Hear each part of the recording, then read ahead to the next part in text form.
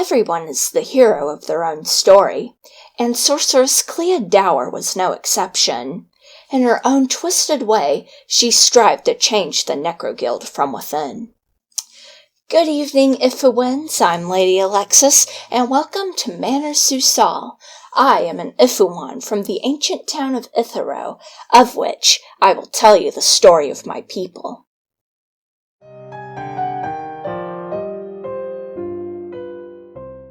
I want to give a huge thanks to my new subscribers. You're all awesome. And if you too want to be awesome, please subscribe. Tonight's story is guaranteed to poof your tail. Clia Dower and her brother Boyix were born and raised in the Necro Guild. Founded by their parents, Grannis and Phaedra Dower, the Necro Guild was an organization for sorcerers to gather and practice necromancy in peace. Necromancy was illegal in Ithoro because the caster had to use the life force found in blood and body fluids of their victims. Oftentimes, necromancers used the life force of innocent children to increase their powers. The Dower family craved political power. I mean, who didn't? One account described an early meeting to decide what they would call their new leader. The Necromancer set up a committee. It was dubbed the Necromitty. Some suggested the title Necrozar, while others thought Necro-King was a good choice. One sarcastic mage, annoyed by the insistence to prefix everything with Necro, suggested the term dictator. They could call their leader the Necrotator. He was necro-fired. But eventually they decided on Necro-King. It was the goal of the Necro Guild to one day take control of Ithoro, ensuring the Necro-King would once again rule. Due to a mutual dislike of the NIC, the Necromancy Investigation Corps, the Necro Guild made an uneasy alliance with Sous-sol and her Rivertown quote-unquote club. As long as the necromancers didn't harm the Rivertown inhabitants, the mages could use the bridge for hiding. Clia hated the NIC with all her being. She felt the NIC had unjustly persecuted her family and friends for years.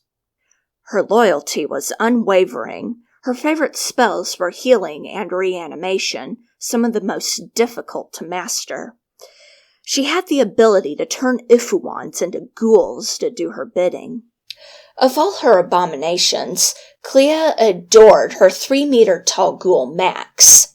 Max was made from 2 NIC agents and 2 necromancers that attempted to mutiny against the Dower family. The ghoul's most unique feature was his ability to unhinge his jaw and swallow people whole, which Clia was quite proud of. However, Max lacked discipline, and often hid things and people in his mouth. It especially became a problem when he developed a taste for her brother Boyix. When Boyix would go missing, Clia always made sure to check the inside of Max's mouth first. Despite living in the guild all her life, Clia was different than the other necromancers. While most mages snatched random victims off the streets, Clia preferred to search for criminals and wrongdoers. By her use of vigilante justice, she felt she was doing the citizens of Ithoro a favor. She tried to convince others in the Necro Guild to do the same. The guild ignored her pleas and felt that random townsfolk were far more plentiful and made easier targets. This created tension between her and her brother. Boyix found Clia too soft, while Clia saw Boyix as reckless and barbaric. Their rivalry only rose with time, as they both sought the Necro Guild's throne. Trouble really began for Clia and the guild when the NIC arrested a couple of her friends under charges of necromancy. The couple pleaded innocent, but had not yet gone to trial. In his vengeful state of mind, Boyix, despite Clia's warnings, captured an NIC agent. The NIC agent was to be used as a bargaining chip for the release of their friends. Instead of negotiating, the NIC found the sorcerers guilty and had them executed. The NIC agent tried to escape. While defending himself, he killed a few necromancers, including Boyix and Clia's mother. Eventually, they subdued and killed the agent. Although upset and heartbroken over her mother's death, Clia felt the guild handled the entire affair wrong. She believed they had poked the hornet's nest. Because of the NIC agent's death, coupled with the Necro Guild's kidnapping of innocent people, she felt they were unnecessarily placing a bounty upon their own heads. This caused a rift within the Necro Guild. The necromancers were divided, some siding with Clia and others siding with Boyix. Her hope was to transform the Necro Guild to an organization that would draw less attention and therefore allow them a peaceful existence. Boyix was a wrathful force. He declared war on the NIC and encouraged the necromancers to target the agents.